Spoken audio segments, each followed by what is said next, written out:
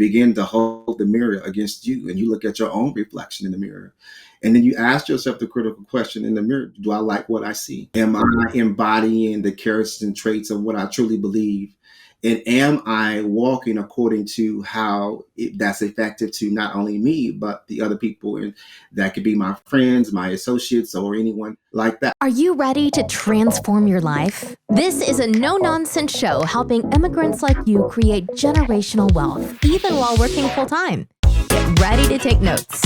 Here's your host, Saket Jain.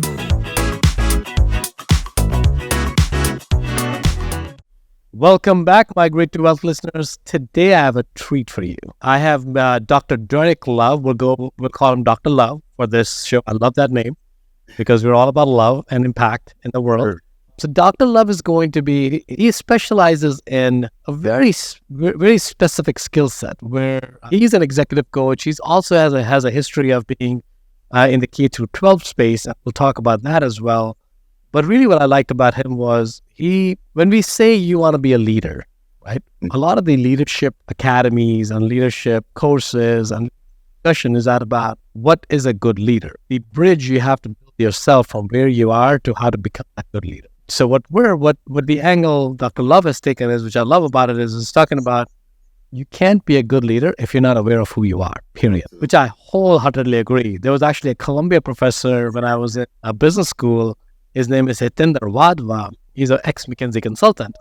He started a whole series of courses called Mentora, which is Mentors Online. But his course was called Personal Leadership, which was the same exact concept, Dr. Love, as in it starts with you. It doesn't start with somebody else. It starts with you. If you're not self-aware, you can't really be a good leader. So I love that topic. So today we're going to be, of course, like it or not, this is what we're talking about. This is for the audience. Hopefully I've intrigued you enough to stay with us. And I can promise you it's going to be a treat. Till the end of it, you're going to learn a lot about self-awareness, about leadership, than you knew before coming into the show. So get ready, take some good notes. And if you're driving, pause the audio. If you're not driving, if you're a safe location, keep listening, because there'll be moments you may want to close your eyes and listen to these things, because it needs to go deeper. That's what I'll open this show up with. Dr. Love, with that said, I've said a lot of good context here, and I'm sure you'll exceed the expectations. Yeah. No pressure. Really, no pressure. No pressure. Yeah. Yeah. Dr. Love, thank you for being on the show, buddy. Thank you. I appreciate it. I'm glad to be a part of the show and to be a part of your listening audience. And so just ready to have a great time with our conversation today. Yeah. So Dr. Love, as we always open this show, which is, what does the word migrate to wealth mean to you? That word means to me is that how, as a public service or a servant leader in this space and leadership, how can I help more people be more self-aware about who they are and how they lead? Because I, in turn, think that impacts a new generation of leaders, a new generation of people who will go out and do great things and be influential in the world. And if I could be a token or a light that sheds that particular light on this space regarding how we do that, I think would be much more an effective to society as we continue on in just making sure that humanity itself is good, right? And so that is my response to that question right there. Love that. So how are you doing on that migration for yourself and your family? I am saying, hey, it's going well. I think in that migration, that part is making sure that I lead effectively, as not only in my professional, but also in my personal life as well too. I think it's very essential that we both lead in both spaces, both in professionally and personally. But then also, how does that impact my children, and how do I cultivate that level of self-awareness in my own children, so in turn they also emulate the same values and morals and things that we're trying to instill to be effective in the world today. So wholeheartedly, it's a 360 piece, that approach that, holistically, all of it's involved, mind, body, and spirit in that. And so we want to make sure that I'm cultivating that in that space. And then also I cultivate that in my own personal space, but it's an ongoing work though, right? It's never a fixed mindset. It's always a continuous growth mindset, and how we continue to evolve and grow. And so we're always in that constant pursuit of growing, always developing, and then always being self-reflective as practitioners, as husbands, as fathers, as mothers, as aunties, uncles, whatever your role is, right? Right. It's being that reflective person that you are always reflecting on your core values. What do you believe, and how are you contributing effectively to the society at large? Dr. Love, can you help us define the term leadership? Oh, wow. Great question, man. That I think it's a huge question, but most importantly, if I could maybe just sum it all down to simplistic terms, I think leadership is about leading you first and then leading others. I believe that leadership is having a shared value, a shared value set. I think leadership is collaboration. It is vulnerability. It is integrity. It is being able to also put in the work. I'm not just going to ask you to do something that I'm not willing to do myself as well. And then how, as a leader, it has to be bigger than you. It's not about you. It has to be greater than you, right? And so how do you influence those around you to bring out the best in them? Because that's when leadership is truly at its best. It's not about you being at the forefront. You've been in, you can lead from wherever and whatever in the line, from the middle, or the end. It doesn't matter. But the greatest joy of leadership is seeing others flourish. And when you see others flourish, it's a direct reflection on the leader, because he or she was able to facilitate that piece and that growth process for those individuals. And those individuals will forever be changed. And then they just continue on that same perpetual mindset and perspective. Now they've been exposed to something great. And once you're exposed to something great, you want to continue that same level of greatness and give that to someone else. So, Dr. Love, give me an example of in that frame, in that context. Give me an example of a good leader. Who do you consider as a good leader? Oh, I consider the Barack Obamas or Roosevelt or all the great leaders, Gandhi and all of them. And I think they all had a great impact on society at large. But I think about the local people that have been my supervisors, right? I don't, the people that I can tangibly touch and see, right? Tangibly touch. Not someone that I read about, but I've actually walked with. And so for me, it's been my local supervisors and or leaders that have been really impactful for me. And the great thing about it is that some of them weren't the best in leading, and that was okay, because not only did I learn from those who weren't the best, right? I learned what to do, how to do, and what not to do in those from those. But I also took away the great things that they instilled in me.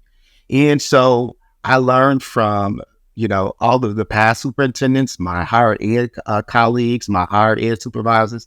So for me, it has been the local people that have really played the most influential. And then also I would say my own, in a personal way, it's my own father who's led our family and our family as a unit, right? And so he's played a major influential role in how I lead as well, too, how to have that level of empathy for other people. And I think he cultivated a level of self-awareness within the home at an early age. And so we've always had a level of that. And so we just continue to cultivate that throughout adulthood as well. So as you reflect back, 3 traits of a leader, I'm making it only 3. I'm sure there are tons of them. If you reflect back on what are the top 3 traits for you, because everyone has a different definition of a leader, right? Everyone looks at leadership different. Everyone's style of leadership is different. So when you look at your own style of leadership, what are the 3 traits that jump out at you? The 3 traits that jump out at me is servant, intentional, and collaborative. Servant, intentional, and collaborative. And why do we think these are leadership traits? Let me give you a little bit more context, right? Because servant and, so I can repeat those again one more time. Servant, intentional, and collaboration. Those are traits of a good human being, right? Mm-hmm. Like to be a successful human being, to live in a society, you would think, and I'm not disagreeing with you. I'm just pressure testing it to kind of give people an idea of how deep this goes, because saying words is different than actually believing in it, and why so that folks can bridge the gap for their own traits, whatever their traits are. So help me understand that, because as I reflect on, like, if I ask about what are the 3 traits for a good human, chances are they'll be similar to that, if not exactly. So give me why these jump out at you as a leader. versus as a human? So the reason why I think as a leader is so impactful or so great is because if I can't serve within myself first, I mean, just being a servant, right? And then how do I then in turn serve others? It doesn't correlate. It doesn't fit. So I have to be willing to be able to serve and be the serve and show service and what service looks like. I got to walk out service myself as a leader. And I think when you walk out service as a leader, it also emulates that you're willing to roll up your sleeves. You're willing to get into the dirt. You're willing to say and stay late. You're not just saying you're going to stay late, but we all are going to stay late because we're all a team in that piece. When I think about the word intentional, I'm very strategic in how I approach things. I don't approach things haphazardly as a leader. I'm intentional. I'm strategic. I want to make sure that I am capturing every thought process in that. And so when I do my own brainstorming, I'm looking for the ripple effects that can go from, okay, here we're rolling out a new IT initiative. So what are the things or misconceptions that people are going to have? What is every stakeholder going to need and all those kind of logistical things. So I'm thinking about all that. I'm very intentional and strategic. And then how I approach the members of my team. And that's a part of that being intentional and strategic because think about every member is different, right? Their personality is not the same. And so, and their communication style is not the same. Right. So as a leader, I got to be very intentional of what that is because if I go to how I relate to a baby boomer and a Gen X or Gen Y and Gen Z is very different. They're two different communication styles, right? And so I have to be very intentional about how I approach that piece. And the other third thing I think of as collaborative as a leader is that there is no I in team. And so there's only a we, right? And so we process a we thinking, a we mentality is able to move the organization vision and mission and the goals of the organization. And so that collaborative piece speaks volumes because you can't do anything in isolation. You have to invest and you have to believe in your team members to be able to get that work done. And then how do you think of that collaboration is also too is when they are stuck, it's not about, oh, you're stuck in this aha gotcha moment. But it's more so, how do I support you in this space? How do I support you getting unstuck? And where are you stuck at? And what resources do you need to be able to be effective? Highly important because, and in that way, and so once you're also listening for the response, I'm not listening to just to listen. I'm listening, right? I'm actively listening, not to infer, not to put in my biases, not to put in my judgments, not to put in my thoughts, but actually listening so that I can then in turn say, okay, I hear you. I definitely understand that. And then paraphrase and re-clarify.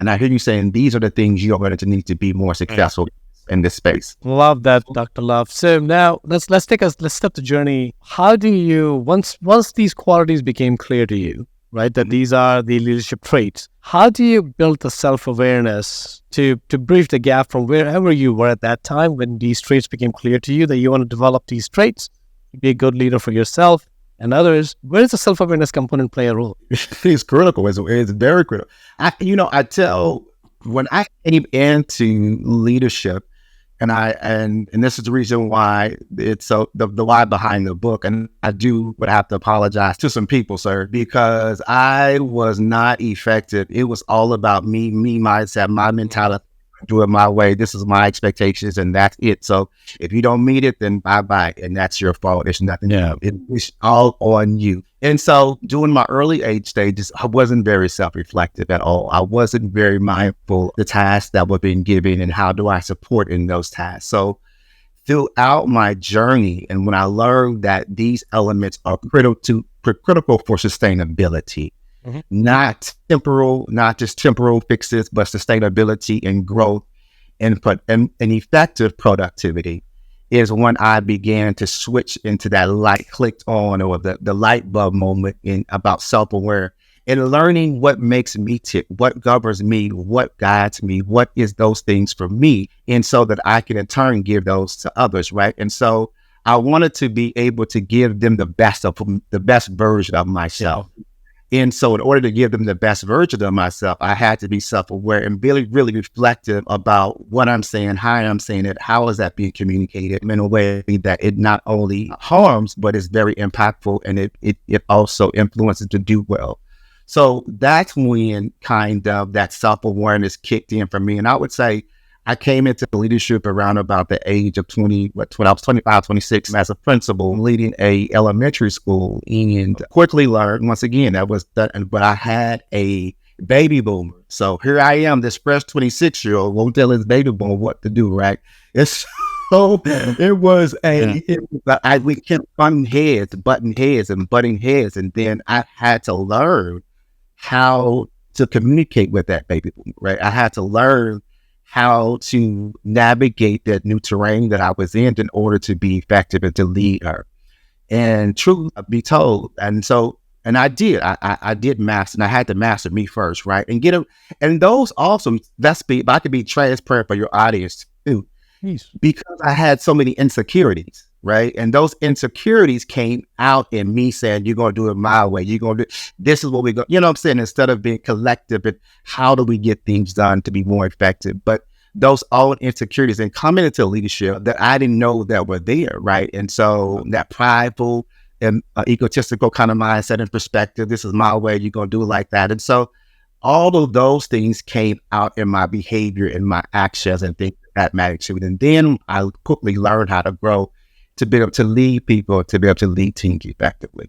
How does that process look like, Dr. Love? So let's say if I come to you in your practice and say that help me become an effective leader, how does that process look like? Well, first we're going to define, we're going to back up all the way. So how do you look at leadership, and how do you define leadership? But then once you tell me how you define it, and then what I'm hearing for is the I mentality language. I'm looking for in your response, if it's more of a collaborative, if it's more about the group or the individuals that you lead, or what. I want to be able to hear that. And once I determine hear that language, because then I couldn't say, so if you was saying, well, yeah, I want to be better, I want to just, it's all about then we're going to stop right there and says, hey, you can't get anywhere about it all being about you. And then we'll begin the process of, hey, let's now begin to plan. How do we define our roles within your organization? What do those roles look like? And then how do we build trust within the individuals that you lead? Now, once again, I'm not a therapist, so I can't go deep like that. So it's strictly going, but how do we develop that in you so that you be the best with you, so that in turn you give them the best and they can be able to be productive? And Dr. Love, how do you help people define leadership? If I ask a random person on walking on the street, what does leadership mean to you? Most have not thought about it, right? That's why I was being very careful to ask you that question, because I'm in that space, right? If you ask a lot of people, they don't know the answer to that question. So how does one answer that question? What does leadership mean? They know what leadership not means. Most of us know that because they've seen bad leaders. But if you ask them, what does a good leader look like? The articulation may not be there, because if that's the anchor of the next step, we need to make sure that their definition is rooted in some. So help me understand that process, and then we'll go into the self-awareness. Yeah, I think one of the greatest things is that helping someone to kind of define or just kind of really identify it. Just maybe asking a simple question is, what traits do you associate with leadership? Though? Because what you associate it with determines what you really value and what you hold dear to you inside of you, right? And so how you associate those things then determines what you believe about it. And then once I begin to hear how you associate those traits, that then we can kind of move forward and really having a concrete definition of what leadership is, and really building from the foundation layer of what you associated it with, and then building from there an effective foundation of what it is, and then helping you to understand how you fit within that leadership framework. Right. No, that makes sense. So Dr. Love, when somebody is going through the journey of self-awareness, because how is that journey? Somebody painful, ecstatic, terrible? I don't know. It's like when you begin to uncover and unpack who you are, there are some sides of all of us that we don't like. There's some sides of us that you're looking like, oh my gosh, I've got to improve in that area for me as a person. And so it's painful. It's a painful process, but I think it's also a rewarding process. Because once you come out on the other side of that, then you see a much better whole version of who you are. When you see the much better whole version of who you are, then you're able to give better to other people. Sure. And so really for me, it's a painful but good process. It's an uncomfortable process, but I think sometimes we got to be uncomfortable to get comfortable, right? Or nobody who built wealth, nobody who made a significant impact in society today was not ever uncomfortable. Right. They were uncomfortable because that was a driving force that pushed them to get uncomfortable, to get comfortable, right? And so it was the driving force or the spark or the ignition to help them, like catapult them to the next level. So I think that's where you have to be, that level of uncomfortability, to be able to move to the next phase of purpose or the next phase of your journey. So, Dr. Love, who is a good candidate for coming to you? So let's just say I'm interested in this topic versus I need it in my life versus I'm passionate about it and I'm going to do anything that I can to change, right? The first is a very casual approach. The latter one is very intentional and very determined. How does work? Where have you seen people being more successful? Because if they're just casually interested, so they can talk about it at a party, that I look out about myself, but they don't do anything about it because nothing is driving them to change. Like in your story, there was a need because you wanted to make sure you can get along with the baby boomer. So you had to understand what's causing it. Now, the flip could have been the baby boomer individual in your story could have also paid attention to them being more self-aware. Mm-hmm. You take ownership on yourself, right? Like, I'm going to take it. I don't have control on him or her, but I can change me, right? Correct. So how does that start? At what point do you think people are going to be more successful in that exploration and that journey? And what can they do before they get ready? I think that that's a very great question. I think one of the things, though, is that you have to come into a level of acknowledgement of where you are in true transparency and form, right? And you begin to hold the mirror against you and you look at your own reflection in the mirror. And then you ask yourself the critical question in the mirror, do I like what I see? Right. Am I embodying the characters and traits of what I truly believe? And am I walking according to how that's effective to not only me, but the other people? And that could be my friends, my associates, or anyone like that. I think one of the greatest things that I've ever been asked to do, I think a friend asked me, was like, how good of a friend have I been to you? How good of a friend have I been to you? Right. And so it was very like, and so being able to respond, and you can ask other people, like being able to respond authentically. People are going to give you their honest answer because they want to see you grow. And if they're truly your friend, they definitely want to see you grow. And so that homework assignment will probably be asked of that individual too. But I think overall, though, if you're looking get into this space or get into just to have a proverbial knowledge of it and just kind of understand more about self-awareness, that's great and all. But I think if you're looking for a space to get into to something that's going to be transformational, not only for just you, but for your entire family, your overall mental capacity, mindset, perspective, then that's when it goes a little bit deeper into being more self-aware and what that looks like. And then something that's going to be, like I said before, sustainable. It's going to sustain you. It's not short-lived or temporary. It's something that is going to follow you, that you can carry into every space. And I think that is the key, is that if I want to be great in every space, then when I go into a space, I got to be self-aware and in tune to be able to read a room. I got to be self-aware to be in tune to be able to know how to respond in a manner that allows me to build more networking and more skills. I got to be able to go into a room to sit at the corporate table, and how do I communicate and articulate my product line? How do I more communicate who I am to generate more wealth? And so I think also when you become self-aware, then you realize what are your strengths and what are your weaknesses. Correct. And then you build and capitalize on your strengths, and your strengths now become revenue streams, right? And so when you are able to open up to that space, then you're able to see yourself more holistically and what drives you, what motivates you, and then you're able to move into, like I said, many different areas. So I think if you're coming forward to really advance yourself and the individual, and more than just, like I said, then then I think that's where it gets deeper. But if you're coming like step forward, just say, this is a self-awareness, I'm great, I just want to hear more about it, then I think that's good and all. Because once again, though, that's a seed that's planted, right? Right. You may like, I heard that we had a conversation to talk about 3 years ago, and it something sparks a conversation you had with a friend or whatever, and then it sparks again, and then you think it, and so then now you're ready to go deep, right? So now you're really engaged, like, hey, I think that's something right there. That's something to explore. And so I've never discredit the seeds, right? That's been sown, or that's been sown, because you never know when those are going to be watered and when that's going to create more hunger and thirst, willing to be better. Wow, Dr. Love, such a rich topic, man. And thank you for sharing all your insights here. I know I have a book as well. We'll talk about the book in a little bit here. But we're coming towards the last segment of our show before we get into the book here. I do want to transition to two questions for you. One question, the first question really is more around, there's a 20-year-old Dr. Love listening to this podcast who has a baby or like on their neck, and they don't know how to communicate with them, stuff like that. What's one advice you can give? You said they don't know how to communicate.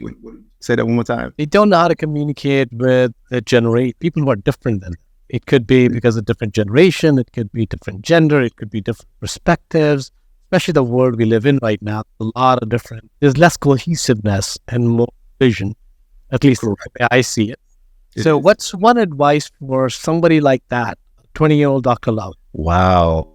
A 20-year-old Dr. Love, I would say first and foremost, hey, I'm grateful that you're here, right?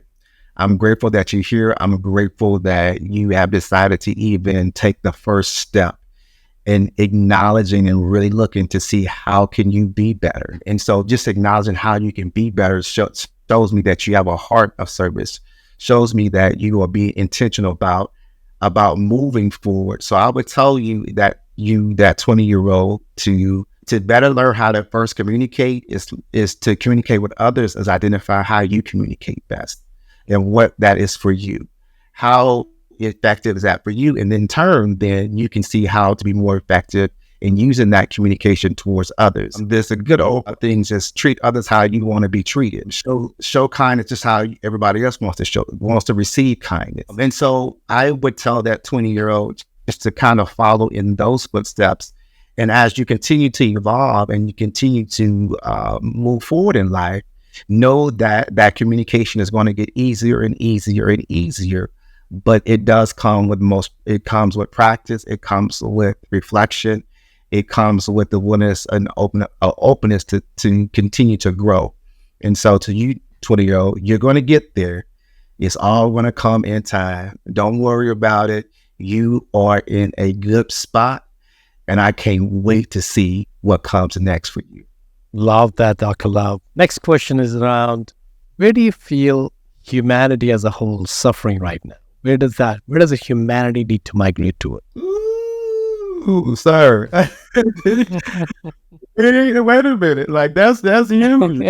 That's a huge question. Humanity within itself. Oh my gosh. Humanity within itself is a very capitalistic mindset mentality about me first and never looking at the greater good. And I'm not saying never, but I guess not having an openness or willingness to look at the greater good and the wealth of all people. I think that one of the things I think that the reason for the book, and I talked about this earlier in the opening, is I do believe that when we create more self-aware people, we create more self-aware leaders in a society that changes the landscape and dynamics of who we are.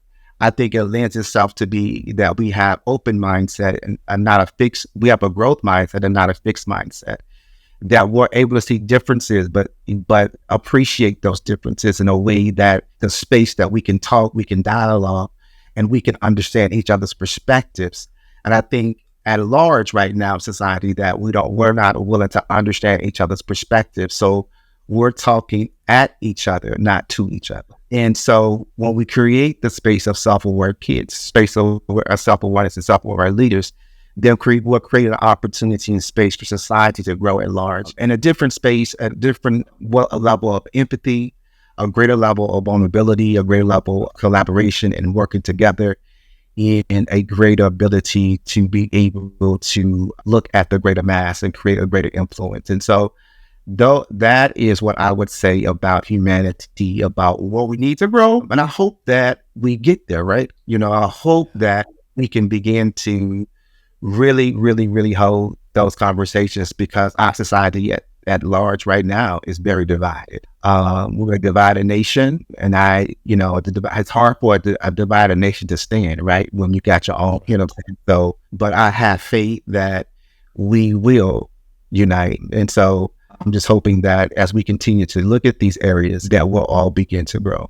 We'll continue to grow. Great, Dr. Love. And I wholeheartedly agree. I think it's just, when you're talking at people and talking to people or with people, we're going to be talking across each other, on top of it. Nothing is going to make sense. Although we may be talking the exact same thing. But the reality is, though, sir, but they are, and then they're communicating the same thing, are willing to hear each other. And so you're saying the same thing. You're both saying the same thing. Completely. I think it's become me mentality. I'm right. Why don't you listen to me? Bend to my ways, because even though your way is also right, but I like my way better because I came up with that. I think it's just that. But I think to your point, though, if you're actually intentional about thinking, what are your flaws, instead of figuring out what is Dr. Love's flaw, a lot of that division problem in society is going to drop as well, because now you start looking at how could I approach that situation differently.